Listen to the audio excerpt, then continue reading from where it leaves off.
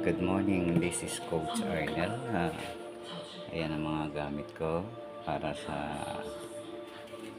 preparation ko na rin para sa Sabado. Yung first first practice namin sa month of August. Ayan, nais ko yung aking raketa. Tinanggalan ko siya ng grip kasi medyo madulas din. Ayan ang mga raketa ko. Nano Extreme. Dalawa yan galing Malaysia yan. Ito, Misumo. Ayan, Misumo yan. Ayan, salamin ko mga gamit ko sa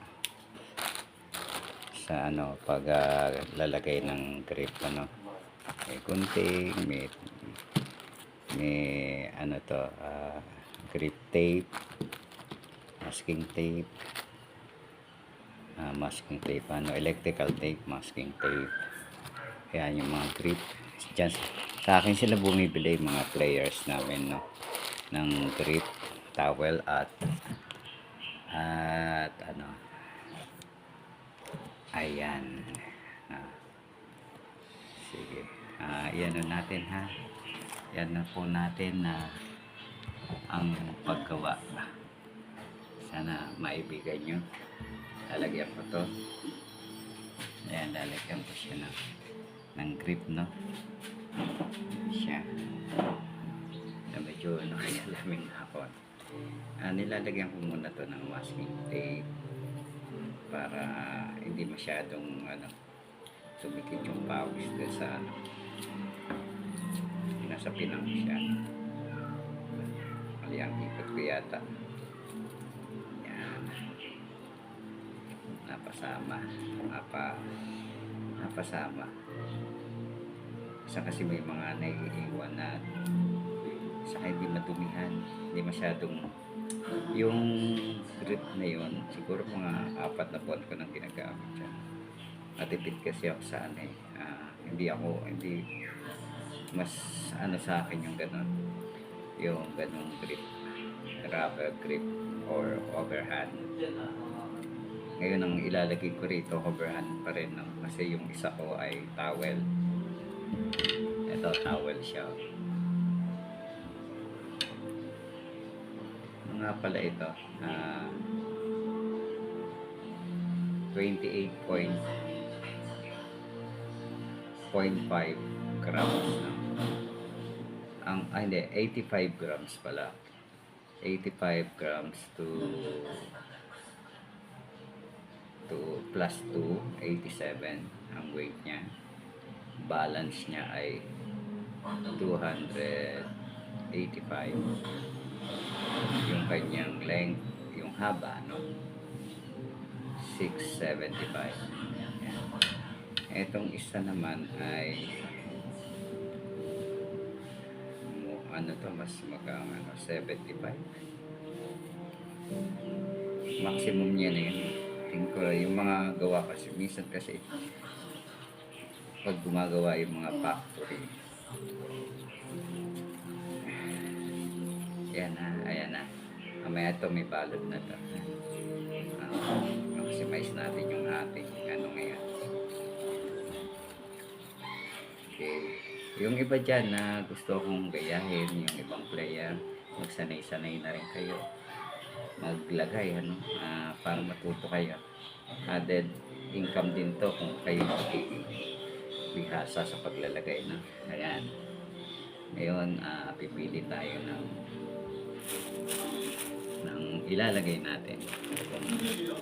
Pero maganda na to, ilaw. Ito na yung ilalagay natin, mga kapopong yan. Marami na tama itong marami na siyang putol, pero nagagamit ko pa rin, alam nyo, minsan dapat nagtitipid tayo. Mahal ang bisyong ito, kaya dapat nagtitipid din tayo. Okay, ito na, ayan, para monitor nyo, puputan ko na siya. Ayan, white siya, made in China, pero maganda naman yung texture niya. Subok na to, subok na ng aking mga player na gamitin to. Ang iba pang players na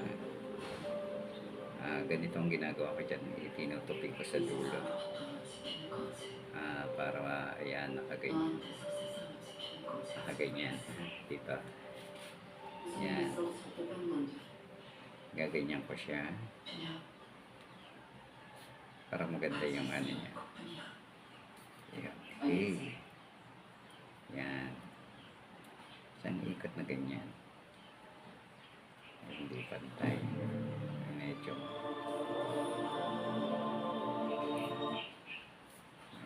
Okay. Yan.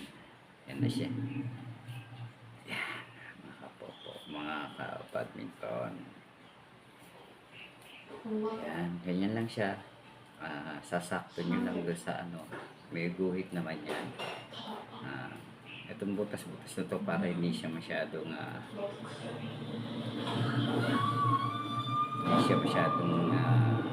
hindi naiipon sa isang tabi yung pawis. May spread out siya. Ayan. Tapos pagdating din sa dulo, ganyan ang dulo yun. Yung hindi halata. No? Ayan. Kasi pagdating ng ako kasi gusto ko siya ng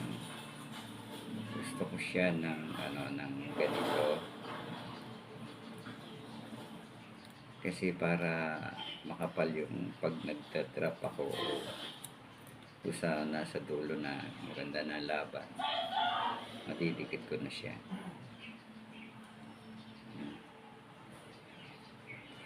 Ganyan na lang.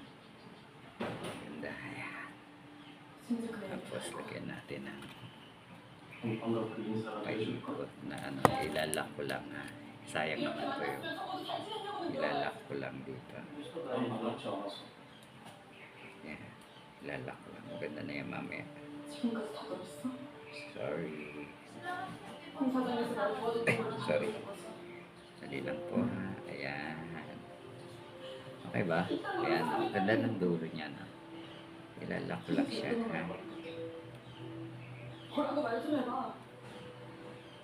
Gagandahan ko pa yung mga over minutes na ako Okay lang yan Ngayon, lalagyan ko siya lagyan ko muna ng electrical tape. Parang na rin to yun. Mas madikit lang ang electrical tape kaysa sa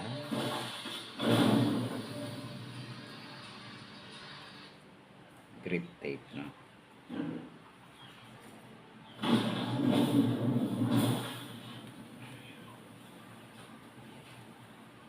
Okay, paano natin gupitin. Tapos na, halos na. Ginupit ko na po. Medyo maganda-ganda na ng konti. Ayan. Ganda ba? Okay. Ayan. Lagyan natin ng yellow. Excuse me po.